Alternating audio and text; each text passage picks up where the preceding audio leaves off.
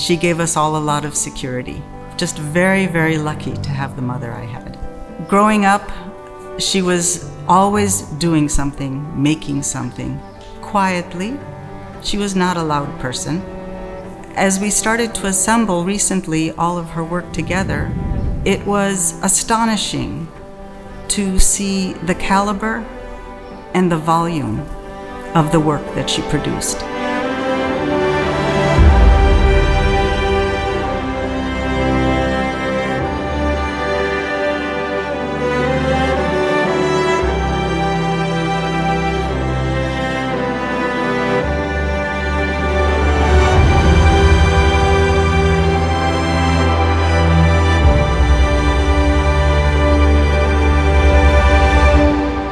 Marian was born in Sheboygan, Wisconsin, and she grew up in that state. So she is a Midwesterner in origin, and she carried that wholesome Midwestern values with her whole life.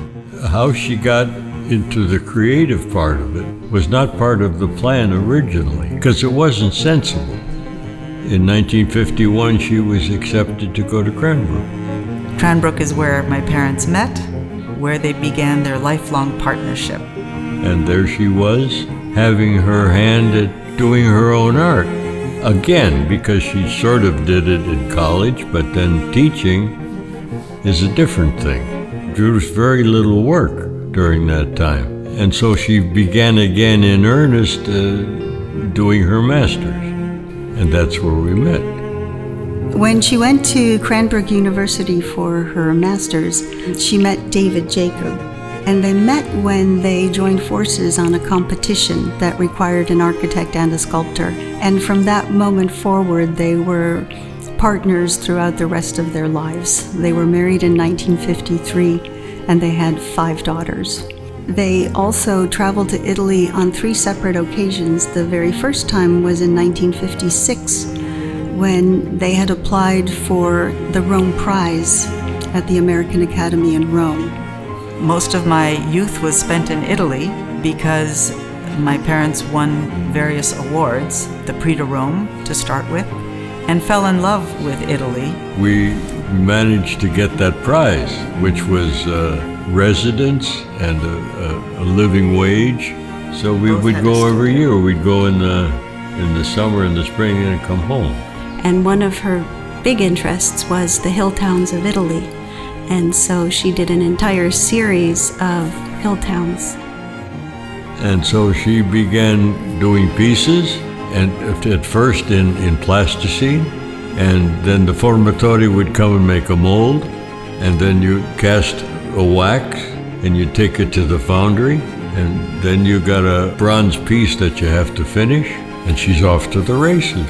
This is when Marian produced a large volume of bronze sculptures. It is when together they discussed form a great deal. Marian was truly experimenting with the shell form, and this is where she generated a large number of her very beautiful shell sculptures. She enjoyed studying history, mythology, and she would incorporate what she would learn also into her sculpture. It's overwhelming, there's so much, but I'm always discovering more, even so many years later. She was very, very productive throughout her life, not just 5 daughters, but many, many, many works of art. Well, she started carving wood. She could do really anything, but somehow having had a taste of bronze casting, that sort of was the first class way to do things. And then the finishing process would commence. And that was a very arduous, long process if she wanted a fine surface. And I would watch her sand, file, and then sand. Hours and hours she would sit there and really form the last part of the sculpture. And I would ask her, it seemed very boring to me watching her, but she enjoyed that process. She actually, I think, would get into a zone, and I think it was a great place for her to meditate as she was finishing her pieces. So she was never daunted. I mean, she would pick up anything and make it. because she had the crafts. That was part of her training as a teacher, how things are made. Not necessarily what you make, but how you fashion things. And I feel there is a progression from solid forms and more classic studies of column shapes, caryatid, heavier shapes, more classic sculptural shapes. Although she loved working with bronze and was so exceedingly patient when she would refinish them, she could work in any kind of material.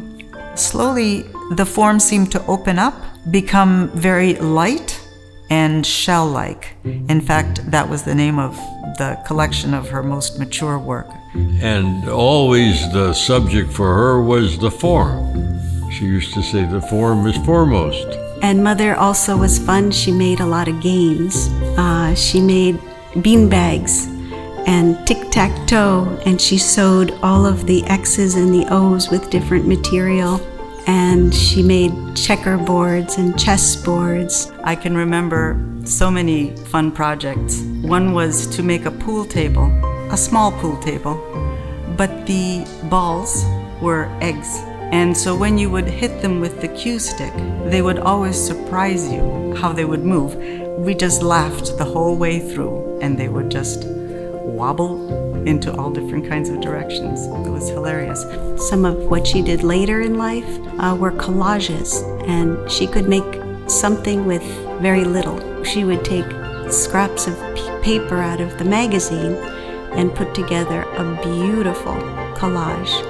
And the bronze, which is such a heavy material, would just appear light and airy and take flight. It was just a very interesting progression. And her piece was accepted at the Museum of Modern Art. So as soon as it was accepted, it was only in plaster. We painted the plaster to look like bronze, just to make the photograph. When it was accepted, then we had to get it cast. We got it cast right away. And it just continued to evolve. And the idea of the lightness and the flight, the space, the form, all of that was captured in so many different ways. Another thing later in life was all of her grandchildren. She had 11 grandchildren in all.